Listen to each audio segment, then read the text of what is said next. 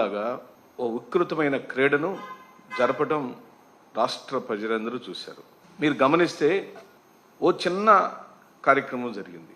ఉప ఎన్నిక జరుగుతుంది, లేదా కాలం అయిపోయిన తదుపరి ఉప చైర్మన్ల కోసం ఎన్నికలు జరుగుతున్నాయి. ఇప్పటికే చైర్మన్లు ఉన్నారు.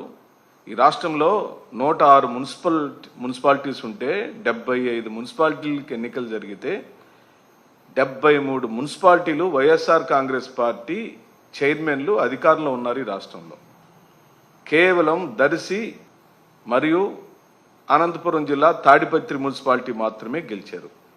తెలుగుదేశం పార్టీ 2019-24 మధ్య కాలంలో జగన్మోహన్ రెడ్డి గారు పరిపాలించినప్పుడు ఆ సందర్భంలో తాడిపత్రి మున్సిపల్ చైర్పర్సన్గా ఎన్నిక కాబడిన జేసీ దివాకర్ రెడ్డి గారి సోదరులు ప్రభాకర్ రెడ్డి గారు ఒక గొప్ప స్టేట్మెంట్ ఇచ్చారు.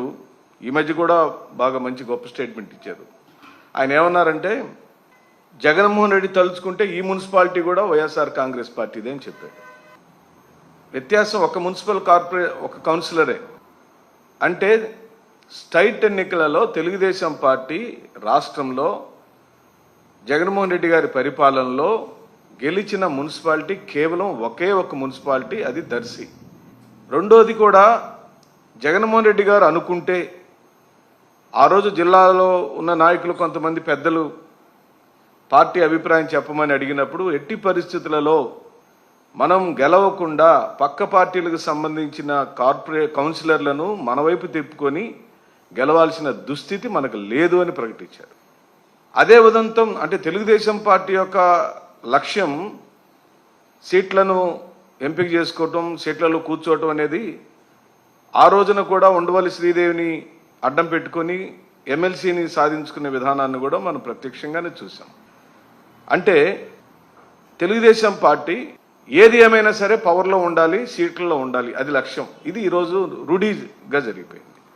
దౌర్జన్యాలు, దాడులు, కిడ్నాప్లు, ప్రలోభాలు, అధికార దుర్వినియోగం, అర్ధరాత్రులలో ఆడ మగ తేడా తెలియకుండా ఇళ్ల మీద దాడి చేయటం, ఎన్నికలను వ్యూహాత్మకంగా కోరం లేకుండా కొన్ని చోట్ల వాయిదా వేయించటం, నామినేషన్లకు వెళ్తున్న వైఎస్ఆర్ కాంగ్రెస్ పార్టీ వాళ్లను అడ్డుకోవటం, వైఎస్ఆర్ కాంగ్రెస్ పార్టీ గ్యారంటీగా గెలుచుకోబోతుందన్న ప్లేసులలోనేమో దౌర్జన్యంగా వాళ్ళని అడ్డుకోవటం లాంటి ఘటనలు ఈ రాష్ట్రంలో అనేక చోట్ల జరిగినాయి.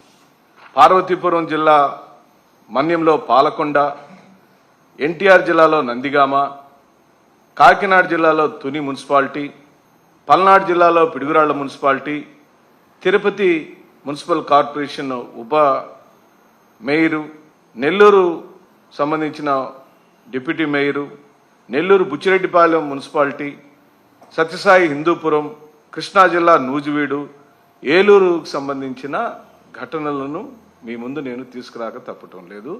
ఇదేనా ప్రజాస్వామ్యం అంటే అని చెప్పి అడుగుతున్నాం.